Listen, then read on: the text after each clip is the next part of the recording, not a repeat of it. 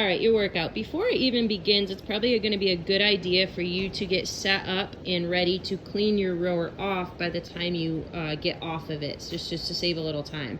So with the rower clean, we always want to make sure that we're spraying our rag, getting it nice and wet with the sanitizer.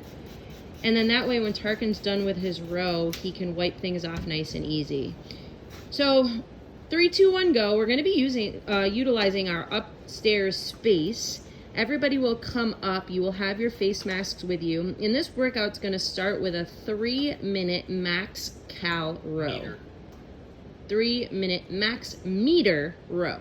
So with your rowing, remember all those good points of performance. We want to keep a nice flat back. We're driving with our heels and finishing with our arms. We're keeping that chain nice and straight. We're keeping our heels locked into the rower, so you can lift up on your toes if you needed to, but keep those heels attached to the rower and really get a good drive. Notice that his arms are coming straight before his knees bend on the return. Arms straight, then the knees bend. Arms straight, knees bend. So when 3 minutes is up, yes, your guys are going to be hungry to start the rest of the AMRAP, but you have to take the time to wipe your rower down. So with that wet rag, you're going to wipe down your seat. You're going to wipe down the tabs that you touch to adjust for your foot pedals. You're going to wipe down the handle. Now remember, every time we are done wiping our handle, we return it to that top position so that the next person knows that it's clean. You're going to wipe the monitor and the damper setting.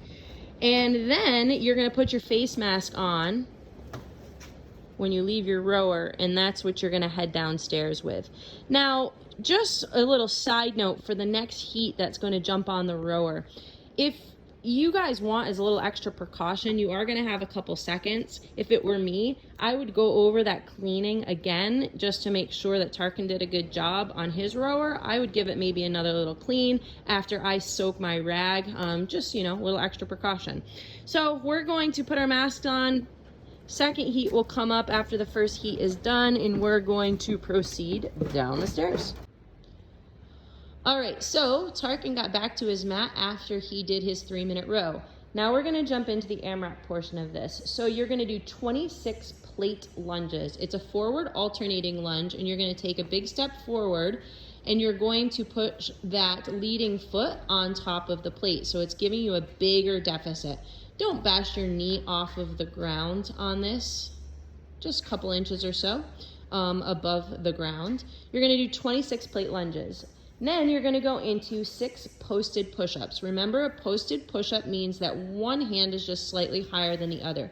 He's gonna do 3 on one side and 3 on the other. He's still getting chest to deck though in full range of motion. He can do kneeling push-ups. 3 on one side, 3 on the other, and if those are too hard, you can just do straight kneeling push-ups. You do not need to do a post. After that, we're gonna do plate ground to overhead. So remember, butt down, eyes up. The top of the plate's gonna touch the ground, and then it's gonna do a nice little spin, staying nice and close to the body and pressing up overhead. That load is staying close to the body the whole time, and he's pressing up to full extension, finishing over his head. He's then going to do another 6 posted push-ups. Remember that we're looking for one straight line of action. We don't want to squirm, we don't want to worm, no belly buttons touching the deck. We want to see our chest only. After your posted push-ups, we're then going to do V-sit taps. We have a big number of V-sit taps. You're going to do 52 of them. With the V-sit taps, your heels, if you're doing RX or performance, should be off of the ground.